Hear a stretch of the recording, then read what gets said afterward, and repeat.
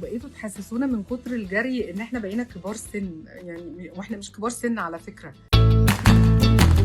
التطور بقى سريع قوي. يعني زمان التطور كان بياخد فترة سنين عشان يبقى فيه شريط كاسيت من بعد ما كانت اسطوانات على الجراموفون. ثم بقى فيه الشريط ده برضو بقى كان حاجة اختراع، كان ساعتها يعني حاجة جامدة. تكنولوجيا اشهد انها تكنولوجيا. الشريط ده بقى كانوا بيبعتوه للناس كده من بره، كان مصريين كتير مسافرين بره ويبعتوه لاهلهم عليه بقى متسجل كلام ومتسجل امنيات ومتسجل دعوات وصوت ماما وصوت بابا وصوت العيله وكده يعني.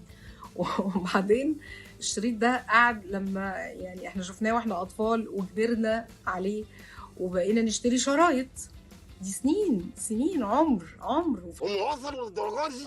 يا خبر اسود. في الجامعه كانت شرايط عمرو دياب، وفي الجامعه كانت شرايط التسعينات، ثم ابتدت تبقى حاجه تانية، ابتدت تبقى اسطوانات. بس الاسطوانات دي جت في ايه مثلا؟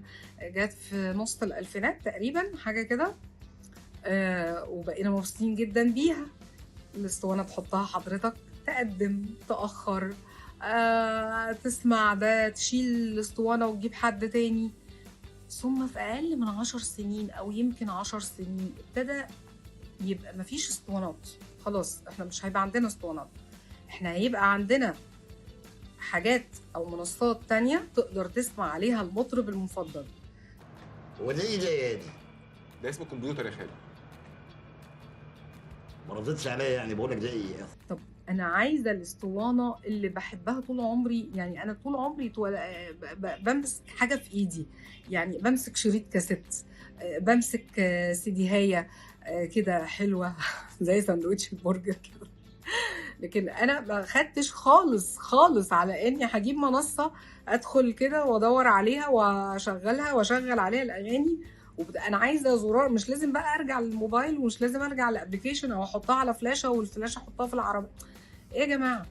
التطور بقى سريع قوي قوي في كل حاجه. يعني حتى الموبايلات اول ما طلعت اخذت سنين على ما تطور شكلها. يعني البنانه ده او الحاجات الكبيره دي كانوا بيجربوا فينا التطور اللي هو ايه، كل سنه او كل سنتين يطلع حاجه جديده فنجيبها.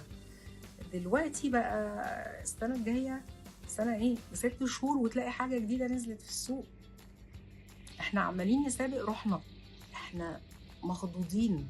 احنا كجيل بقى، انا بكلمكم كطنطي، احنا كاجيال لطيفه، سبعيناتي تمانيناتي اوائل تسعيناتي، مش واخدين خالص على كده. احنا الحياه بالنسبه لنا كانت في اللطيف، يعني انا استلمها منك عشان ورثه بالراحه.